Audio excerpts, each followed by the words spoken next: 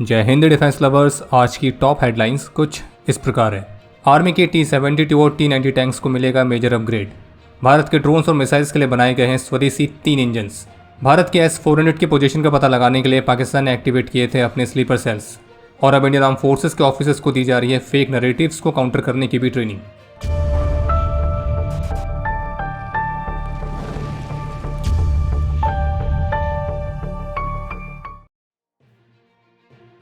आज भारतीय रक्षा मंत्री श्री राजनाथ सिंह और मध्य प्रदेश के मुख्यमंत्री डॉक्टर मोहन यादव ने जबलपुर की व्हीकल फैक्ट्री में आर्मी के T सीरीज के टैंक्स, जिसमें T-72 और T-90 बैटल टैंक्स मुख्य रूप से आते हैं, तो उनकी ओवरहॉलिंग वाली परियोजना के लिए भूमि पूजन किया है। और ये जो परियोजना है, इसके तहत करीब 472 करोड़ रुपीस की लागत पर व्हीकल फैक्ट्री जबलपुर में T-72 और T-90 बैटल टैंक्स की ओवरहॉलिंग फैसिलिटीज़ को क्रिएट किया जाएगा, जिससे ये जो फैक्ट्री है ये हर साल करीब 80 टैंक्स की ओवरहॉलिंग करने में सक्षम होगी। जबकि आर्मी को हर साल ओवरहॉल किए गए करीब 230 टैंक्स की रिक्वायरमेंट रहती है। और अभी करंटली अवधि की जो हैवी व्हीकल्स फैक्ट्री है उसके पास एक साल में 150 टैंक्स को ही ओवरहॉल करने की कैपेसिटी है। तो इसलिए व्हीकल फैक्ट्री जबलपुर में ये जो नई फैसिलिटीज़ बनाई जा रही हैं, जहाँ पे एनुअली 80 टैंक्स की ओवरहॉलिंग हो पाएगी, तो ये और हैवी व्हीकल्स फैक्ट्री ये मिलकर आर्मी की हर साल 230 ओवरहॉल टैंक्स वाली रिक्वायरमेंट को पूरा करेगी। और आपको ये भी स्पष्ट कर दे कि टैंक की ओवरहॉलिंग का मतलब केवल एक रूटीन सर्विसिंग नहीं होता है, बल्कि इससे और भी कहीं ज़्यादा है। इसमें बहुत ही व्यापक रूप से टैंक का इंस्पेक्शन होता है, उसकी डिसमेंटलिंग होती है, कंपोनेंट्स की प्रॉपर रिपेयरिंग और रिप्लेसमेंट होता है। अगर कोई अपग्रेड की ज़रूरत है तो वो भी किया जाता है, ताकि जो टैंक ओवरहॉलिंग के लिए आया है, जो मरम्मत के लिए आया है, तो वो ऑपरेशन सर्विस में बना रहे और रेलिवेंट रहे। और जबकि आज भारतीय रक्षा मंत्री श्री राजनाथ सिंह ने इस बात को भी पॉइंट आउट किया है कि अवधि की जो हैवी व्हीकल्स फैक्ट्री है वो पिछले 4 दशकों में भारतीय सेना को लगभग 4400 बैटल टैंक सप्लाई कर चुकी है। और AVNL के पास जो T-72 और T-90 टैंक्स को ओवरहॉल करने का 25 वर्षों का एक्सपीरियंस है, तो वो जबलपुर व्हीकल फैक्ट्री वाली फैसिलिटीज़ में भी अपना योगदान देगा। और रक्षा मंत्री ने यह भी कहा है कि अब समय है कि हम अपने टैंक्स को सुपीरियर सेंसर्स के साथ इक्विप करें और मॉडर्न बैटलफील्ड रिक्वायरमेंट्स के अनुसार उनकी कैपेबिलिटीज़ को बढ़ाएं। और हमारा फोकस है हमारे सोल्जर्स को drones, missiles, artillery, electronic warfare capabilities, energy weapons, modernise tanks, ये सब प्रोवाइड करना। और ये नई ओवरऑल फैसिलिटीज़ विजन को एडवांस करेगी। ये तो आप सभी को पता ही होगा कि ऑपरेशन सिंदूर के समय पाकिस्तान ने कैसे S-400 एयर डिफेंस सिस्टम के नाम पर ये फेक न्यूज़ फैलाने का प्रयास किया था कि पाकिस्तान ने भारत के S-400 एयर डिफेंस सिस्टम को डिस्ट्रॉय किया है। वो बात अलग है कि पाकिस्तान का ये जो प्रोपेगेंडा है, जो फेक न्यूज़ है, ज़्यादा लंबी नहीं चल पाई। और फिर बाद में भारतीय प्रधानमंत्री श्री नरेंद्र मोदी ने भी महत्वपूर्ण एयरबेस की विजिट के साथ पाकिस्तान के उस प्रोपेगेंडा को ग्राउंड से ही बस कर दिया था। लेकिन अब एक इंटरेस्टिंग रिपोर्ट निकल के सामने आई है, जिसमें ANI के साथ एक खास इंटरव्यू में ऑपरेशन सिंदूर के समय वेस्टर्न एयर कमांड के प्रमुख रहे एयर मार्शल जितेंद्र मिश्रा, जो कि अब रिटायर हो चुके हैं, तो उन्होंने इस बात का खुलासा किया है कि कैसे Pakistan S-400 air defence systems की लोकेशंस का पता लगाने के लिए अपने जासूस और भारत के अंदर अपने स्लीपर सेल्स को उसने एक्टिवेट किया था। क्योंकि S-400 की वजह से पाकिस्तानी फाइटर्स भारतीय सीमा के 200 किलोमीटर के दायरे में भी नहीं आ पा रहे थे। और ऑपरेशन सिंदूर के समय पाकिस्तान ने पूरी कोशिश करी थी कि किसी तरह से भारत की जो S-400 की बैटरीज हैं तो उसकी पोजीशन को वो आइडेंटिफाई कर सके। और इसके लिए पाकिस्तान ने मल्टीपल इंटेलिजेंस चैनल्स का इस्तेमाल किया था, जिसमें सैटेलाइट बेस्ड असिस्टेंट से लेकर भारत के अंदर जो उसका जासूसी नेटवर्क है तो उस तक का इस्तेमाल किया गया था। और आपको बता दें कि ऑपरेशन सिंदूर में एक बेहद ही महत्वपूर्ण भूमिका के लिए एयर मार्शल जितेंद्र मिश्रा को सर्वोत्तम युद्ध सेवा मेडल से सम्मानित किया गया है। और ANI के साथ खास इंटरव्यू में उन्होंने रशियन ओरिजिन के इस एयर डिफेंस सिस्टम को इस कॉन्फ्लिक्ट के दौरान पाकिस्तान के एयर ऑपरेशंस के लिए सबसे महत्वपूर्ण बाधा के तौर पर बताया है। इस कॉन्फ्लिक्ट के दौरान पाकिस्तान के कई सारे ग्राउंड बेस्ड रडार्स और कमांड एंड कंट्रोल फैसिलिटीज़ को डिस्ट्रॉय कर दिया था। और बैटलफील्ड की सिचुएशन को समझने के लिए पाकिस्तान को काफ़ी महत्वपूर्ण तरीके से अपने एवैक्स सिस्टम पर निर्भर होना पड़ा था। और इसी के तहत पाकिस्तान का एक एवैक्स जो कि सरगोधा से ऑपरेट हुआ था, तो उसको डिटेक्ट किया गया और उसे भारत के S-400 बैटरी ने एंगेज किया था लगभग 314 किलोमीटर्स की दूरी पर, जो कि मिलिट्री के इतिहास में अभी तक का सबसे लंबी दूरी का सरफेस टू एयर किल का रिकॉर्ड है।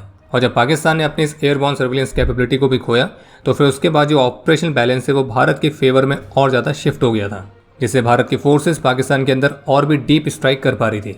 और अब तो आप समझ ही सकते हैं कि भारत ने क्यों additional S-400 air defence system की डील के लिए भी आगे बात बढ़ाई है। इंडियन लेबोरेटरी CSIR NAL ने एरोस्पेस प्रिपरेशन में आत्मनिर्भरता की तरफ एक महत्वपूर्ण कदम उठाया है। और इस लैब ने 3 स्वदेशी माइक्रो और स्मॉल गैस टर्बाइन इंजन्स को अनवील किया है। एक है NJ05 जो कि 5 kg थ्रस्ट का है, NJ50 जो कि 50 kg थ्रस्ट का है और NJ100 जो कि 100 kg थ्रस्ट का है। और ये जो इंजन्स बनाए गए हैं इन्हें tactical UAVs, drone interceptors, compact missile systems तो इनमें इस्तेमाल किया जाएगा और निश्चित रूप से स्वदेशी प्रिपरेशन कैपेबिलिटीज़ के मामले में एक महत्वपूर्ण कदम है। इसके अलावा एक अपडेट यह है कि भारतीय सेना की एलिट पैरा स्पेशल फोर्सेस ने रशिया में कंडक्ट किए गए इंटरनेशनल स्पेशल फोर्सेस कंपटीशन जिसका नाम है चैलेंज 7 तो इसमें पार्टिसिपेट किया है और पैरा एसएफ के कंटिजेंट में 1 para SF, 3 para SF, 4 para SF, 9 para SF, 10 para SF, 11 para SF और 21 पैरा एसएफ तो इन अलग अलग बटालियन से स्पेशल ऑपरेटिव्स की जॉइंट टीम शामिल है। और पैरा एसएफ का कंटिजेंट जो कि इसमें पार्टिसिपेट कर रहा है तो उनके जो अपैरल्स हैं तो उन्हें भारत की एक कंपनी जिसका नाम है गियर स्मिथ तो उसने ही सप्लाई किया है और गियर स्मिथ वो कंपनी है जिसे x Indian special forces operatives ने ही फाउंड किया है। बाकी रशिया में चल रहे स्पेशल फोर्सेस कंपटीशन की अगर आपको कुछ खास फुटेज देखनी है तो उसके लिए आप हमारे ऑफिशियल टेलीग्राम चैनल से जुड़ सकते हैं। बाकी जो चैलेंज 7 नाम का स्पेशल फोर्सेस वाला कंपटीशन है तो ये शुरू हुआ था 24 अगस्त से और जारी रहेगा 30 अगस्त तक। इसे रशिया की मिनिस्ट्री ऑफ डिफेंस ऑर्गेनाइज कर रही है और 6 अलग अलग कंट्रीज से लगभग 37 स्पेशल फोर्सेस टीम्स इसमें पार्टिसिपेट कर रही हैं और वो कंट्रीज़ हैं Russia, Bharat, Belarus, Kazakhstan, Kyrgyzstan और सर्बिया। और इसमें कई अलग अलग तरह के टेस्ट होते हैं जैसे कि hostage rescue, precision shooting, assault, tactical assault, capture mission, extraction, ambush scenario में टीम का रिएक्शन, उसकी fighting spirit, close quarter assaults, coordinated fire, speed, strength, endurance, weapon handling, special shooting, tactical contest तो इस तरह के और भी कई अलग तरह के टास्क और टेस्ट।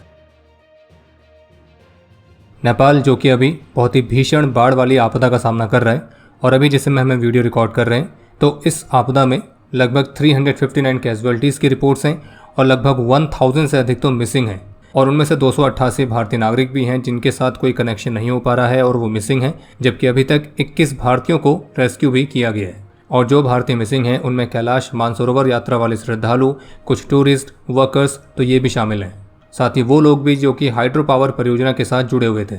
हम ईश्वर से इस आपदा से प्रभावित हुए लोगों की सेफ्टी के लिए प्रार्थना करते हैं।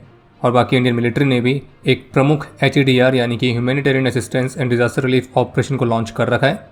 24 घंटे के अंदर काठमांडू के लिए भारतीय वायुसेना के 2 transport aircraft already relief material लेकर रवाना हो चुके हैं जिसमें लगभग 47.5 टन तक का रिलीफ मटेरियल बताया जा रहा है और जबकि एडिशनल सप्लाईज के लिए C-17 एयरक्राफ्ट को भी उपलब्ध कराया गया है। और जबकि नेपाल में रेस्क्यू मिशंस के तहत पॉसिबल डिप्लॉयमेंट के लिए भारतीय सेना और NDRF की टीम्स को भी स्टैंड बाय पर रखा गया है जो कि नेपाली अथॉरिटीज़ के कोऑर्डिनेशन और उनकी रिक्वायरमेंट के अनुसार डिप्लॉय की जाएंगी।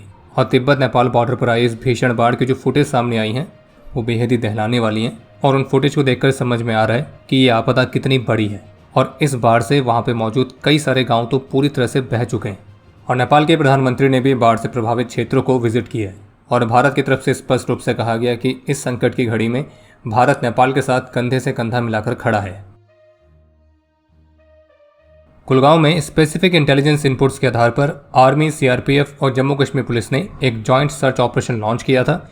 इस ऑपरेशन के दौरान 5 संदिग्ध ओवरग्राउंड वर्कर्स को पकड़ा गया और इनके पास से 4 9mm की pistols, 4 pistol magazines, 2 hand grenades और एम्यूनिशंस रिकवर किए गए और अब पकड़े गए इन ओवरग्राउंड वर्कर्स को आगे की इन्वेस्टिगेशन के लिए जम्मू कश्मीर पुलिस के हवाले किया गया है। इसके अलावा एक जानकारी ये सामने आई है कि chief of defence staff office ने पिछले सप्ताह इंडियन आर्म फोर्सेस की तीनों सर्विसेज यानी कि आर्मी, नेवी, एयरफोर्स के ऑफिसर्स के लिए एक फ्यूचर वॉरफेयर कोर्स को कंडक्ट किया था और इसमें से एक फ्यूचर वॉर गेम सिनेरियो में ऑपरेशन सिंदूर के बाद के एनवायरनमेंट को स्पेसिफिकली फोकस किया गया था जो कि नैरेटिव्स को कंट्रोल करने और उनको शेप देने पर जोर देता है। और द ट्रिब्यून इंडिया की रिपोर्ट के मुताबिक इस दौरान एक कस्टमाइज ऐप जो कि एक एक्चुअल सोशल मीडिया प्लेटफॉर्म को मिमिक करती है तो उसे अनफिल्टर्ड वॉर गेम को कंडक्ट करने के लिए इस्तेमाल किया गया था जिसमें ऑफिसर्स को टीम्स में डिवाइड किया गया और उन्हें उस ऐप पर रिएक्ट करने के लिए कहा गया था। और ये जो ऐप है ये न्यूज़ आउटलेट्स और सोशल मीडिया प्लेटफॉर्म पर इंफॉर्मेशन के फ्लो को दिखाता है और ये जो एप्लीकेशन थी ये ऐसे एल्गोरिदम का इस्तेमाल करती है जो कि ग्लोबल सोशल मीडिया प्लेटफॉर्म्स और कॉन्फ्लिक्ट और पीस टाइम के दौरान हमारे एडवर्सरीज के बिहेवियरल पैटर्न्स पर आधारित है। सीधे सीधे कहा जाए तो इस कोर्स के माध्यम से अब भारत ने अपने ऑफिसर्स को फेक नैरेटिव्स को काउंटर करने की ट्रेनिंग देना भी शुरू की है। और इस खास फ्यूचर वॉरफेयर कोर्स को कंडक्ट करने के लिए CDS ऑफिस ने centre for joint warfare studies जो कि भारत का डिफेंस थिंक टैंक है तो उसके साथ पार्टनरशिप करी थी। और इस थिंक टैंक के director general major general Ashok Kumar retired तो उनका ये कहना है कि जो नैरेटिव वॉरफेयर है वो बेहद ही इंपॉर्टेंट है और ये बात ऑपरेशन सिंदूर के दौरान साफ तौर पर देखी गई थी जिसमें पाकिस्तान जैसे हारे हुए देश ने अपने लोगों और अपनी सेना के बीच एक झूठी कहानी या नैरेटिव को फैलाया था। और इसलिए उनका मानना है कि नैरेटिव वॉरफेयर के लिए अब भारत को भी अपने ऑफिसर्स को ट्रेन करने की बेहद ही ज़्यादा ज़रूरत है। और इसलिए इस कोर्स में भी हमारे ऑफिसर्स को इस बात के लिए ट्रेन किया जा रहा है कि नैरेटिव वॉरफेयर या इन्फॉर्मेशन वॉरफेयर के मामले में कब हमें रिस्पॉन्ड करना होता है, कब हमें साइलेंट रहना होता है, कब हमें एक रैपिड मीडिया स्टेटमेंट जारी करनी होती है, कैसे हम दुश्मन के नैरेटिव्स को काउंटर कर सकते हैं और कैसे इन्फॉर्मेशन वॉरफेयर को हैंडल करना है। और अब समय है आज के इतिहास का। आज के दिन 1959 में 8 असम राइफल्स के राइफलमैन गंगा बहादुर गुरुंग और 1996 में 24 असम राइफल्स के लांस नायक पदम कुमार लिंबू ने अपना सर्वोच्च बलिदान दिया था। और आपके लिए आज का प्रश्न है कि इंडियन एयरफोर्स के पास सबसे अधिक कैपेसिटी वाला ट्रांसपोर्ट एयरक्राफ्ट कौन सा है। और अब समय है आज के टॉप 3 कमेंट्स का, जो ये रहे आपकी स्क्रीन पर।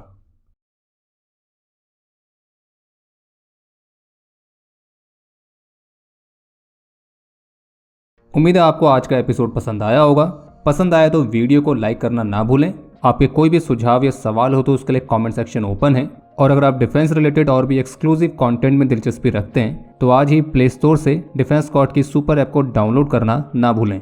और अगर आप चैनल पर पहली बार आए हैं तो squadron.in पे जाके हमारे नए डिज़ाइंस को भी चेकआउट जरूर करें। बाकी जल्द मिलेंगे नए एपिसोड के साथ। तब तक के लिए जय हिंद, जय भारत।